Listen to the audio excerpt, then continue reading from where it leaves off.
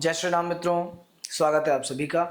आइए देखते हैं आज के इस वीडियो में मेष राशि के सभी व्यक्तियों के लिए आने वाला सप्ताह 7 से 13 तारीख का समय कैसा जाने वाला है। मेष राशि मंगल ग्रह की राशि है। मंगल ऊर्जा के प्रतीक हैं, एनर्जी के प्रतीक होते हैं। ऐसे लोग हाईली एनर्जाइज्ड होते हैं, हर काम को पूरे डेडिकेशन से करने का प्रयास करते हैं, थोड़ा सा फायरी नेचर होता है। अभी देखिए, आपकी वर्तमान स्थिति के अनुसार लग्नेश मंगल पंचम भाव में स्थित हैं, केतु के साथ हैं, शुक्र के नक्षत्र में है। पंचम भाव में शुक्र के नक्षत्र में मंगल का होना, शुक्र क्योंकि सप्तमेश है, कहीं ना कहीं ये व्यापार व्यवसाय के लिए, कार्य के लिए बहुत अच्छा है। पंचम भाव में लग्नेश का जाना आकस्मिक धन लाभ भी कभी कभी करवाता है। तो इस समय अगर आप शेयर मार्केट से जुड़ा कोई काम करते हैं, तेजी मंदी से जुड़ा कोई काम है आपका, तो उससे आपको खास फायदा अभी प्राप्त हो सकता है। व्यापार में इन्वेस्टमेंट करने का टाइम है, और चूंकि मंगल जमीन मकान प्रॉपर्टी के कारक हैं, अग्नि तत्व के कारक हैं, इस समय या तो आप किसी रियल एस्टेट के काम में कुछ इन्वेस्ट कीजिए, और या फिर आप कोई होटल इंडस्ट्री में कर सकते हैं, रेस्टोरेंट, होटल या ऐसे किसी काम में भी, क्योंकि अग्नि तत्व की राशि में केतु मंगल का होना अग्नि से फायदा दिखा रहा है। ये समय बैंक बैलेंस बढ़ाने का समय है। आपके सेकंड हाउस में शुक्र स्वराशि में है। धन स्थान में धनेश जब अपनी राशि में होते हैं तो उसका सीधा सा अर्थ होता है कि व्यक्ति का जो पैसा है, संचित धन है, वो उससे बढ़ता है। देखिए, ये आपकी इनकम है और ये आपकी सेविंग्स है। यहाँ जब ये सेकंड हाउस किसी का स्ट्रांग होता है तो उसकी सेविंग्स स्ट्रांग होती हैं। बहुत सी कुंडलियों में देखा जाता है कि इनकम तो है, लेकिन सेकंड हाउस में कोई नीच का ग्रह बैठा है, द्वितीय नीच राशि में है, तो ऐसी कंडीशंस में क्या होगा कि वो व्यक्ति पैसे ज़्यादा नहीं जोड़ पाएगा, पैसा कमाएगा लेकिन सारा खर्चा हो जाएगा। बहुत से लोग ऐसे भी होते हैं इसके विपरीत, जो बहुत कम पैसे कमाते हैं, 8,000 तनख्वाह है, लेकिन फिर भी घर बना लिया, मकान बना लिया। वो सब इसलिए कि उनका सेकंड हाउस स्ट्रांग है, और सेकंड हाउस स्ट्रांग होने से व्यक्ति 2 पैसे बचाता है। तो फिलहाल ये बैंक बैलेंस बढ़ाने का टाइम है। आपकी संचित धन में वृद्धि होगी। बृहस्पति और सूर्य तीसरे घर में विद्यमान है। तीसरे घर में गुरु और सूर्य दोनों पराक्रम देते हैं। व्यक्ति को उसकी मेहनत से बहुत फायदा मिलता है, उच्च अधिकारियों का सपोर्ट मिलता है।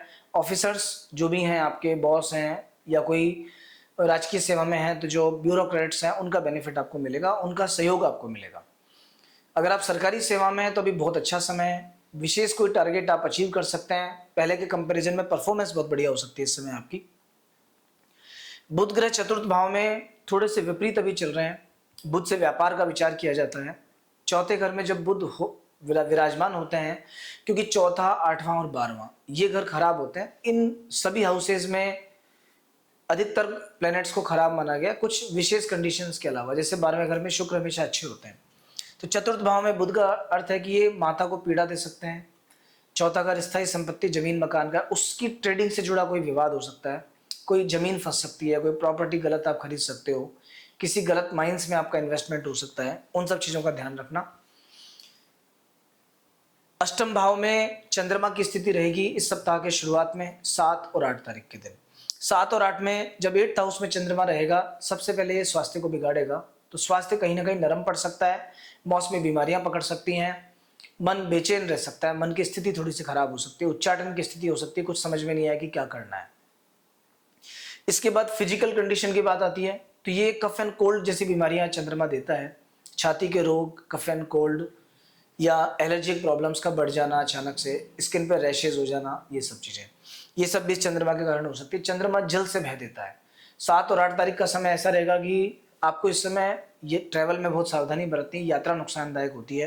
पानी वाली जगह पे जाओ तो बहुत सावधानी के साथ जाना, बेहद सेफ्टी रखना।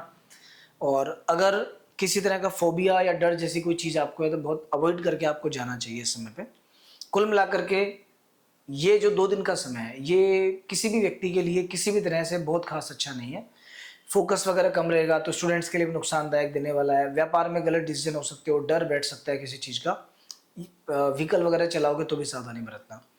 इसके बाद 9 और 10 तारीख में जब पंचम भाव से पंचम भाव में, अर्थात नवम भाव में चंद्रदेव विद्यमान रहेंगे बृहस्पति की राशि में। बृहस्पति की सीधी दृष्टि चंद्रमा में पड़ती है। गज के श्री योग का निर्माण हो रहा है। गुरु की राशि में चंद्रमा बहुत अच्छे माने गए हैं। ऐसी स्थिति में ये 2 दिन का समय, 9 और 10 तारीख का जो समय है, ये आपके लिए अच्छा जाने वाला है। धार्मिक कार्यों में बढ़ोतरी होगी, पूजा पाठ के प्रति मन लगेगा, ईश्वर के प्रति आस्था बढ़ेगी, थोड़ा सा ज़्यादा स्पिरिचुअल आप हो जाओगे, थोड़ा दिन आपको अच्छा महसूस होगा, फुल एनर्जी महसूस होगी और एक प्रसन्नता का माहौल मन में रहेगा। कोई भी काम अगर आप करते हैं, व्यापार से संबंधित हो, ट्रैवल से संबंधित हो, कुछ नई चीज़ लानी हो, नई जगह जाना है, नए व्यक्ति से मिलना है, प्रमोशन की बात करनी है, किसी से मीटिंग करनी है, कोई रिश्ते से कोई शादी वगैरह का प्रपोजल आया है और उस पर विचार करना है, उन सभी दृष्टिकोण से ये 2 दिन का टाइम आपके लिए बहुत बढ़िया। 9 और 10 तारीख का बृहस्पति तृतीय भाव में विराजमान होके भाग्य स्थान को देख रहे हैं, लाभ स्थान को देख रहे हैं और चंद्रमा पे दृष्टि है। चंद्रमा मजबूत होते हैं इससे, जो तो आपकी साहस और आपकी हिम्मत से आपका भाग्य बढ़ेगा, बैंक बैलेंस बढ़ेगा, पैसा कमाने का, व्यापार में विस्तार का, दोनों का समय अभी है।